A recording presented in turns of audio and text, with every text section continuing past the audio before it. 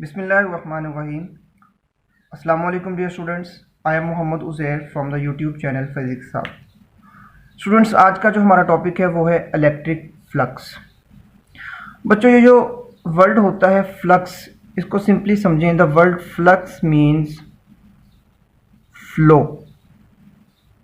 The meaning of flux is flow. Flow होता है किसी भी चीज़ का बह जाना, किसी भी चीज़ का जो है वो गुजर जाना। ठीक है, किसी एरिया में से गुजर जाना, उसको हम जो है वो फ्लक्स का नाम देते हैं, उसको हम फ्लो का नाम देते हैं। और फ्लो जो है वो फ्लक्स से होता है। बच्चों, अगर मैं एग्जांपल की बात करूं, अगर मैं आपको मिसाल के तौर पे बताऊं कि किसी अगर एरिया में से पानी गुजर रहा है तो उसको हम जो है वो वाटर फ्लक्स कह सकते हैं। अगर किसी विंडो में से जो है वो एयर पास कर रही है उसको हम एयर फ्लक्स कह सकते हैं। बिल्कुल इसी तरह अगर किसी एरिया में से electric field lines pass out कर रही हैं उसको हम जो है वो इलेक्ट्रिक फ्लक्स का नाम देंगे। अगर हम इसकी डेफिनेशन की बात करें तो the number of electric field lines passing through certain area is known as electric flux. बिल्कुल वही बात कि अगर किसी सर्टन एरिया में से electric field lines pass out कर रही हैं उसको हम क्या बोलेंगे, इलेक्ट्रिक फ्लक्स का नाम देंगे। बच्चों, इस डायग्राम को देखें कि मेरे पास इस पॉइंट ए पे मैंने जो है वो एरिया कंसीडर किया हुआ है और कुछ इलेक्ट्रिक फील्ड लाइंस जो हैं इस एरिया में से पास आउट कर रही हैं। बिल्कुल इसी तरह इस एरिया को उठा के मैं पॉइंट बी पे ले जाता हूं और इसी पॉइंट बी पे भी जो है वो कुछ इलेक्ट्रिक फील्ड लाइंस इस एरिया में से पास आउट जो है वो कर रही हैं। तो बच्चों, जितनी इलेक्ट्रिक फील्ड लाइंस इस एरिया में से पॉइंट ए में से पास कर रही हैं ये जो है वो यहाँ का इलेक्ट्रिक फ्लक्स होगा, और जितनी जो है वो लाइंस यहाँ से पास आउट कर रही हैं वो जो है वो यहाँ का फ्लक्स होगा। फॉर एग्जांपल अगर हम यहाँ की बात करें तो 1, 2, 3 एंड 4, तो बच्चों 4 लाइंस जो हैं ये पास आउट कर रही हैं पॉइंट ए से। तो पॉइंट ए पे जो फ्लक्स होगा उसका मैग्नीट्यूड कितना होगा बच्चे, उसका मैग्नीट्यूड होगा 4। बिल्कुल इसी तरह जो पॉइंट बी है, अगर पॉइंट बी पे देखें तो 2 लाइंस जो है वो यहाँ से पास कर रही हैं, तो बी पे जो फ्लक्स होगा वो किसके इक्वल होगा, that is equal to the 2 magnitude.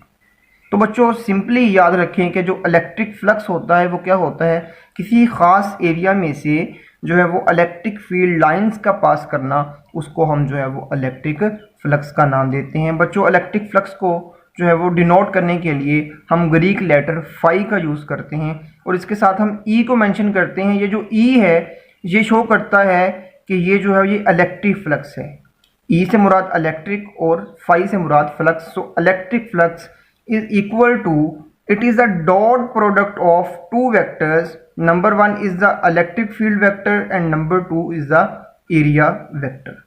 तो बच्चों, जो इलेक्ट्रिक फ्लक्स होता है वो बेसिकली 2 जो है वो वेक्टर्स का प्रोडक्ट होता है, डॉट प्रोडक्ट होता है। एक जो है वो इलेक्ट्रिक फील्ड वेक्टर और दूसरा जो है वो एरिया वेक्टर। और हमें पता है जहाँ पे डॉट प्रोडक्ट आ जाए हम उसको जो है वो कॉस थीटा की फॉर्म में लिखते हैं। सो इस फार्मूले को हम लिख सकते हैं phi E is equal to E A cos theta. बच्चों, अगर जो है वो यूनिट की बात करें, इलेक्ट्रिक फ्लक्स के यूनिट की बात करें, तो आपको पता है कि जो इलेक्ट्रिक फील्ड होती है, इलेक्ट्रिक फील्ड का यूनिट होता है न्यूटन पर कूलम। बच्चों, इलेक्ट्रिक फील्ड का यूनिट क्या होता है, न्यूटन पर कूलम, और एरिया का यूनिट होता है metre square. So the unit of electric flux is newton metre square per coulomb. This is the unit of electric flux. जी बच्चों, अब हमने बात की थी यहाँ पे एरिया वेक्टर की।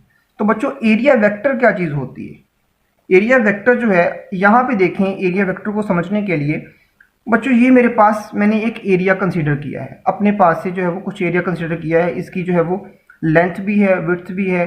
सो length multiply by width is equal to area.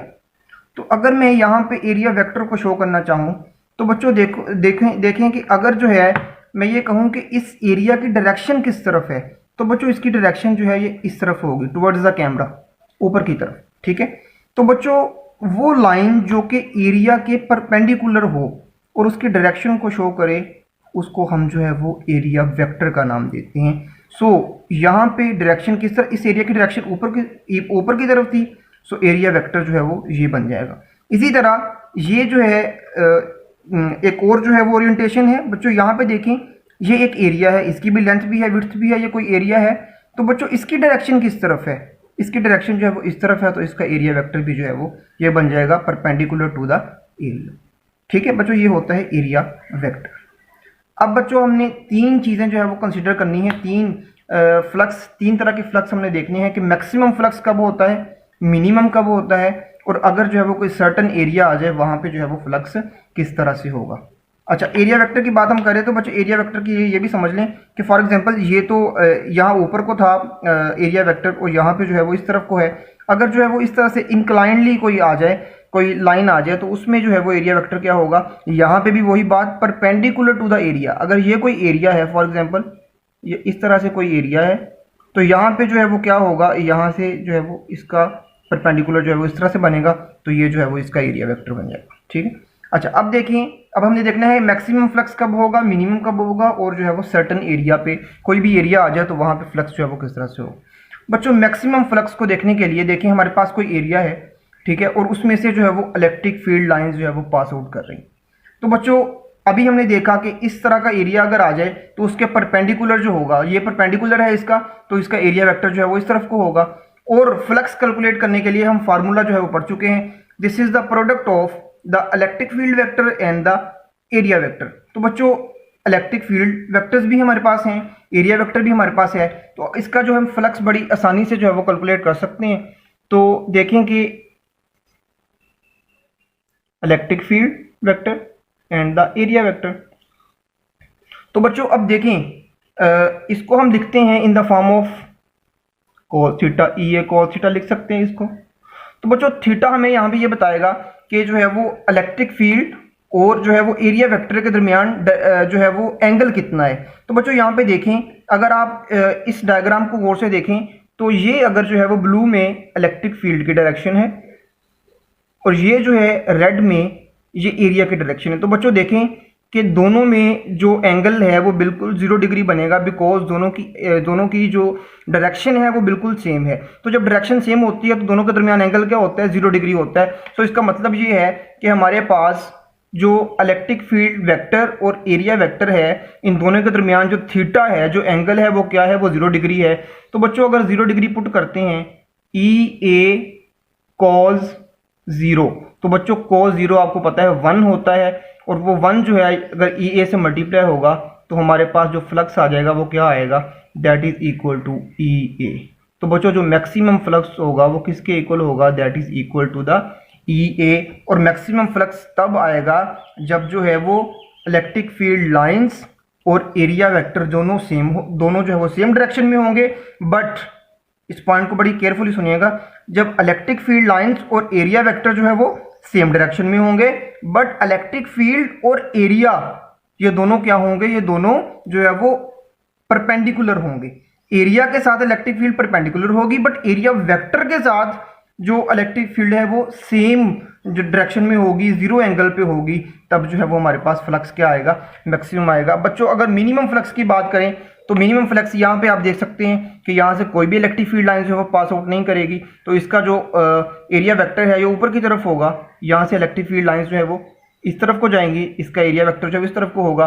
तो एरिया वेक्टर के साथ electric field lines, area vector ऊपर की तरफ है और इलेक्ट्रिक फील्ड लाइंस जो है वो इस तरफ है। बच्चों इस तरह की डायरेक्शन बन रही है, और इस तरह का एंगल जो बनता है वो क्या होता है, that is the 90 degree angle. तो बच्चों जब जो है वो इलेक्ट्रिक फील्ड और एरिया के दरमियान एंगल जो है वो 90 डिग्री होगा, तो हमारे पास जो फ्लक्स होगा वो क्या होगा, वो मिनिमम फ्लक्स होगा। तो बच्चों इसको हम लिख सकते हैं ई ए cos 90 डिग्री। बिल्कुल इसी तरह जहाँ पे हमने 0 पुट किया था, बिकॉज दोनों की डायरेक्शन सेम थी। अब यहाँ पे डायरेक्शन जो है वो क्या है, परपेंडिकुलर है, तो हम जो है वो इसको लिख सकते हैं 90 डिग्री। तो बच्चों cos 90 क्या होता है, cos 90 तो होता है 0।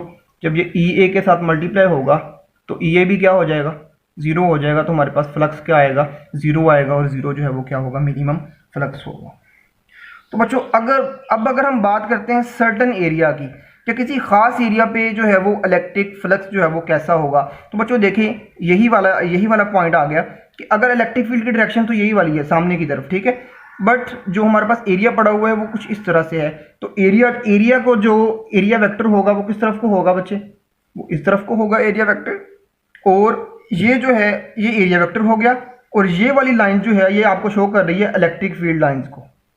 ये लाइन इलेक्ट्रिक फील्ड लाइन को शो कर रही है। तो हम क्या करेंगे, हम जो है वो एरिया से नीचे की तरफ जो है वो एक जो है वो परपेंडिकुलर ड्रा करेंगे। वो परपेंडिकुलर जो है वो क्या शो करेगा, this is a cos theta. So basically जो थीटा जो है यहाँ पे ये हमें बताएगा what is the electric flux here. तो बच्चों अब हम जो है वो पुट करेंगे इसकी जगह पे इलेक्ट्रिक फील्ड लाइंस तो है, electric field direction, electric field का जो वेक्टर है वो तो ई है ही है हमारे पास, बट यहाँ पे हम जो है वो ए जो एरिया वेक्टर था उसकी जगह पे क्या पुट करेंगे, ए कॉस थीटा पुट करेंगे।